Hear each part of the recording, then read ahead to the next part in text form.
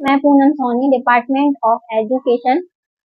अभी हमने वैदिक कालीन शिक्षा के बारे में, उसकी विशेषताओं, शिक्षा की संरचना के बारे में, वैदिक कालीन शिक्षा का पाठ्यक्रम, उसकी शिक्षण विधियों के बारे में हम पहले पढ़ चुके हैं। अब हम इसमें शिक्षक और शिक्षार्थी और गुरु शिष्य के संबंध के बारे में पढ़ेंगे। जो वैदिक कालीन शिक्षक होते थे, उसमें जो गुरु का स्थान था वह बहुत उच्च होता था। शिक्षार्थी गुरु को ईश्वर के समान मानता था और गुरु के बिना ज्ञान की प्राप्ति संभव नहीं है, ऐसा माना जाता था। और जो वैदिक कालीन शिक्षा में जो मोक्ष था, उसकी प्राप्ति के लिए गुरु बहुत आवश्यक होता था। शिक्षार्थियों के बारे में देखा जाए तो वह ब्रह्मचर्य का पालन करता था। जैसे ही उनका शिक्षार्थियों का गुरुकुल में प्रवेश होता था, उनका ब्रह्मचर्य का पालन करना शुरू हो जाता था और वह 25 वर्षों तक ब्रह्मचर्य का पालन करते थे और गुरुकुल में गुरु के साथ ही रहते थे। जो उनका जीवन देखा जाए, दिनचर्या देखी जाए शिक्षार्थियों की, तो उनका जीवन संयमित, नियमित और अनुशासन से युक्त होता था। वह गुरु के नियमों का पालन करते थे, उनके गुरुकुलों का, आश्रम का, और अपने गुरु की आज्ञा का पालन करते थे। गुरु और शिष्य संबंध देखें तो जो वैदिक कालीन शिक्षा में गुरु और शिष्य संबंध बहुत अच्छे होते थे, बहुत मधुर होते थे। उस समय जो छात्र होते थे वो गुरु को अपना आध्यात्मिक पिता मानते थे। एक जो उनके पिता होते थे वो तो होते ही थे, साथ में जो गुरु होते थे वह उनके आध्यात्मिक पिता होते थे। बच्चे को किसी भी प्रकार की समस्या होती थी, वह अपने गुरु से उसके बारे में समझते थे और अपना समाधान निकालते थे किसी भी समस्या का। गुरु और शिष्य में पिता और पुत्र के समान संबंध होता था। यह वैदिक कालीन शिक्षा में गुरु और शिष्य के बीच में सबसे महत्वपूर्ण बात है कि जो पिता और पुत्र के समान गुरु और शिष्य में संबंध होते थे। इसके अलावा जब बच्चे गुरुकुलों में प्रवेश लेते थे तो गुरुओं के भी बच्चों के प्रति कुछ कर्तव्य होते थे और साथ ही साथ छात्रों के भी गुरु के प्रति कुछ कर्तव्य होते थे। अब इसमें हम देखेंगे कि गुरु के शिष्यों के प्रति क्या क्या कर्तव्य होते थे, क्योंकि उपनयन संस्कार के बाद बालक गुरुकुल में प्रवेश करता था और 25 वर्ष की आयु तक अपनी शिक्षा ग्रहण करता था। तो जो शिष्यों के आवास, भोजन, वस्त्र आदि की व्यवस्था करना, यह क्या था, गुरु का कर्तव्य होता था। शिष्यों के स्वास्थ्य की देखभाल करना भी गुरु का कर्तव्य होता था। शिष्यों को भाषा, धर्म, नीति शास्त्र का ज्ञान अनिवार्य रूप से कराना, यह गुरुओं का कर्तव्य था। उनको धर्म सिखाया जाता था कि क्या कार्य उनको धर्म के अनुकूल करना है, नीति शास्त्र सिखाई जाती थी। इसके अलावा शिष्यों में उत्तम आदतों का विकास करना, यह भी गुरु का एक कर्तव्य होता था। उनको अच्छी आदतें सिखाना, अच्छा आचरण सिखाना, यह कार्य गुरु का था। अब हम देखेंगे कि शिष्यों के गुरु के प्रति क्या कर्तव्य होते थे। उस समय जो बालक गुरुकुल में रहते थे वह 25 वर्ष तक वहां अपना जीवन व्यतीत करते थे। तो गुरुकुलों की सफाई करना, उसकी पूर्ण व्यवस्था करना, यह कार्य छात्रों का होता था। छात्र ही जो गुरु के लिए पूजा का जो सामान था वह उसकी व्यवस्था छात्र ही करते थे और गुरु के पूजा गृह की सफाई आदि करना भी उनके कर्तव्यों में शामिल था। गुरु और गुरुकुल वासियों के लिए भिक्षा मांगना, जो छात्र होते थे वह अपने गुरुकुल के लिए और गुरुकुल वासियों के लिए भिक्षा मांगते थे। शिक्षा समाप्ति होने पर उनके सामर्थ्य के अनुसार गुरु को दक्षिणा दी जाती थी। जो गुरुओं को दक्षिणा देने का कर्तव्य यह छात्रों का था और इसमें गुरु दक्षिणा के रूप में बालक उनको घोड़े, गाय आदि अन्य कुछ भी सामान दे सकते थे या फिर किसी काम को पूर्ण करने की अपना वचन दे सकते थे। इसके आगे हम देखें अगर, तो जो वैदिक कालीन शिक्षा की संस्थाएं थी वो भी अलग अलग प्रकार की शिक्षा की संस्थाएं उस समय प्रेजेंट थी, जैसे टोल, घटिका, चरण, चतुष्पदी, परिषद, विद्यापीठ, यह सब क्या है, शैक्षणिक संस्थान थी वैदिक कालीन। इसमें टोल में संस्कृत भाषा एवं साहित्य की शिक्षा दी जाती थी। जो अलग अलग प्रकार की संस्थाएं थी वह अलग अलग प्रकार की शिक्षा प्रदान करती थी। इसमें जो घटिका है वहाँ भाषा, साहित्य, धर्म, दर्शन, नीति शास्त्र की शिक्षा दी जाती थी। और जो चरण होते थे, चरण में वेद के किसी विशेष अंग का अध्ययन कराया जाता था।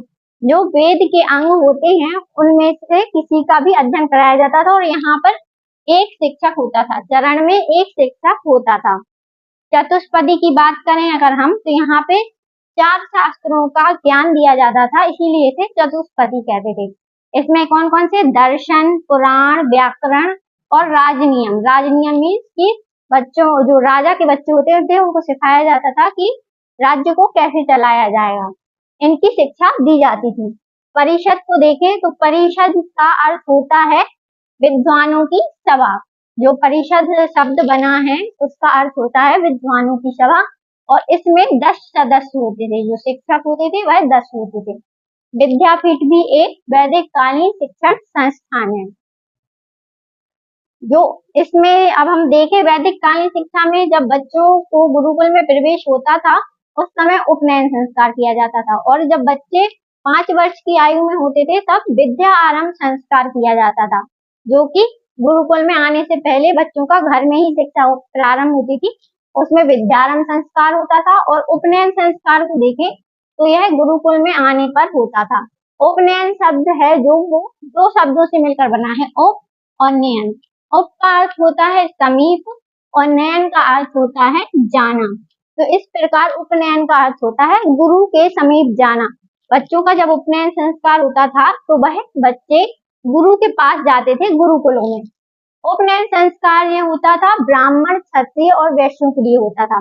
इसमें भी सबकी आयु अलग अलग थी। जैसे ब्राह्मणों का था वह 8 वर्ष की आयु में होता था, क्षत्रियों का 11 वर्ष की आयु में और वैश्यों का 12 वर्ष की आयु में उपनयन संस्कार किया जाता था।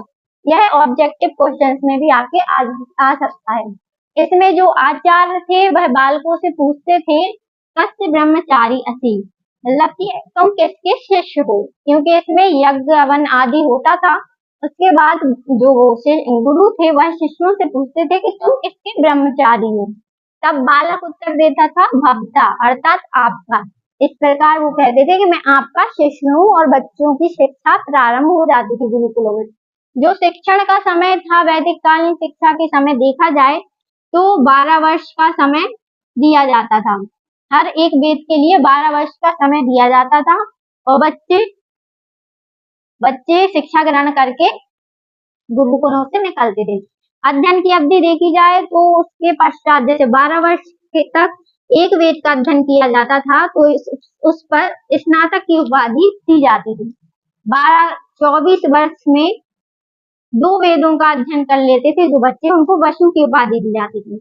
और जो 36 वर्ष में 3 वेदों का अध्ययन कर लेते थे उन्हें रुद्र कहा जाता था। और 48 वर्ष तक 4 वेदों का अध्ययन करने वाले को आदित्य की उपाधि दी जाती थी। इस प्रकार सबकी उपाधियां अलग अलग थी। इसके बाद जब बच्चों की, शिष्यों की शिक्षा समाप्त हो जाती थी उस समय समावर्तन संस्कार होता था।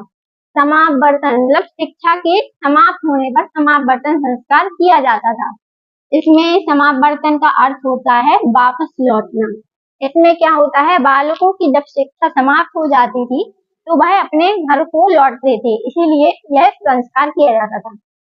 यह संस्कार है जो आज के दीक्षांत समारोह के समय समान होता था। इसमें गुरु शिष्यों को उनके भावी जीवन के लिए उपदेश देते थे, स्पीच देते थे गुरु अपने शिष्यों को भविष्य के लिए। ठीक है, जो दीक्षांत भाषण है उस समय जो दिया जाता था उसका उल्लेख हमें तैत्तिरीय उपनिषद में मिलता है। इसके बारे में हमें तैत्तिरीय उपनिषद के बारे में मिलता है। वैदिक काल में अगर हम स्त्रियों की शिक्षा को देखें तो वैदिक काल 2 भागों में बटा हुआ है, प्रारंभिक वैदिक काल और उत्तर वैदिक काल। तो प्रारंभिक वैदिक काल में जो थी स्त्रियों की दशा बहुत अच्छी थी और उन्हें पुरुषों के समान ही शिक्षा ग्रहण करने का अवसर मिलता था। इसलिए प्रारंभिक वैदिक काल में स्त्रियों को देखा जाए तो पुरुषों के समान ही उन्हें सामाजिक स्वतंत्रता प्रदान की गई थी।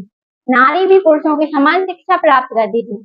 उन्हें नारियों को यज्ञ में बैठने की अनुमति होती थी, वेद पढ़ने की अनुमति होती थी। प्रारंभिक वैदिक काल में नारियों को धर्म, साहित्य, नृत्य, ललित कलाओं आदि का ज्ञान भी दिया जाता था।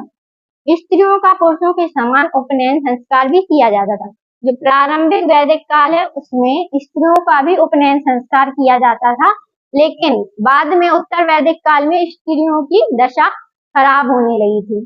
इसमें हम प्रारंभ वैदिक काल में देखें तो अकाला, घोषा, उर्वशी, गार्गी, मैत्रेय, लोपामुद्रा आदि प्रसिद्ध नाम हमें स्त्रियों के मिलते हैं जो स्त्री विदुषियां थी। लेकिन उत्तर वैदिक काल में इनकी स्त्रियों की दशा खराब होने लगी, इसीलिए फिर हमारे लिए बौद्धकालीन शिक्षा और जैन धर्म की शिक्षा का प्रचार हुआ, क्योंकि वैदिक कालीन शिक्षा में दोष आने लगे थे, इसलिए बाद में बौद्धकालीन शिक्षा और जैन कालीन शिक्षा का उदय हुआ। अब हम इसके आगे अपना सेकंड टॉपिक कंटिन्यू करेंगे। Thank you.